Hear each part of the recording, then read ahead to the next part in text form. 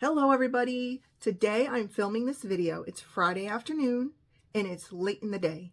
And the reason I'm filming this video late in the day is to show you the real me. And what I mean by that is, yeah, of course I'm the real me in all my videos. The real me after 3 o'clock forgets my words. I don't look so great anymore. The bags under my eyes become much more noticeable. And it's harder for me to express myself because of like fatigue and brain fog that sets in. So I thought it would be fun to record a video after working all day. First thing I want to say is I had a comment. They said that in order to make your curtains more professional looking, there are these YouTube videos out there. People take empty paper towel rolls or toilet paper rolls and they put them in between where the grommets are. I watched the videos. I love the idea. See the grommets where they're all over the place? They're not spaced out evenly.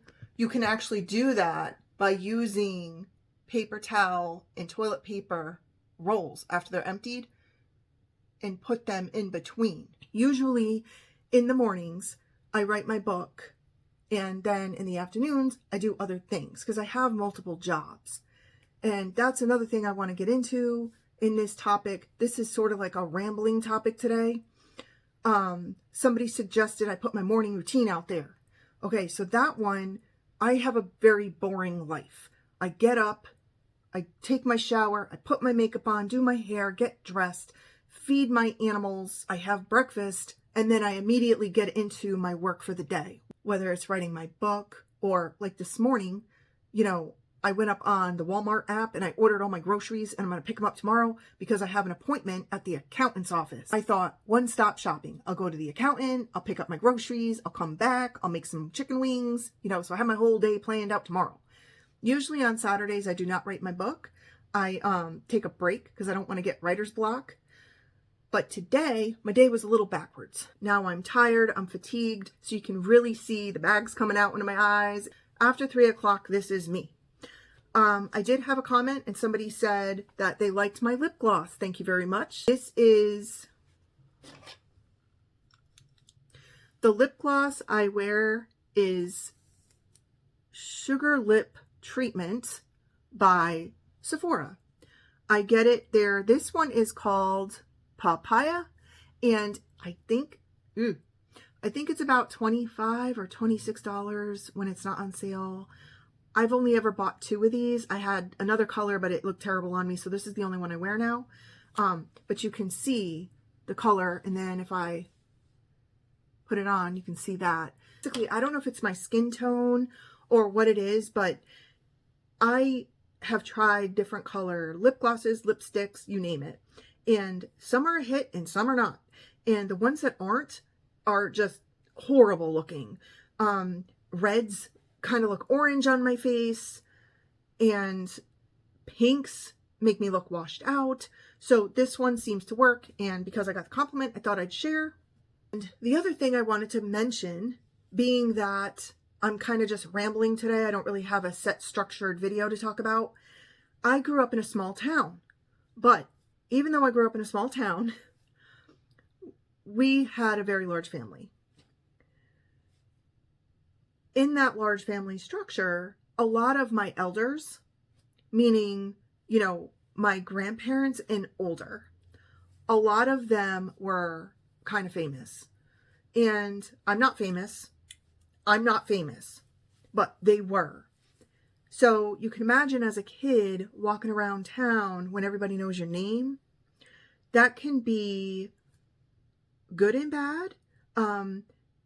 But it can also, for somebody like me, I don't like a lot of attention, which is kind of funny because I have a YouTube channel. But what I mean by that is I'm okay here talking to everybody because I like it, but I'm not okay with all the attention in public. I don't want to be a movie star. I don't want to be an actress. I have joked around and said I should be a reality TV show. Now that's for a different day. But what I mean by that is growing up in a small town and being surrounded by everybody who knows your name, but you don't know them, is actually quite lonely.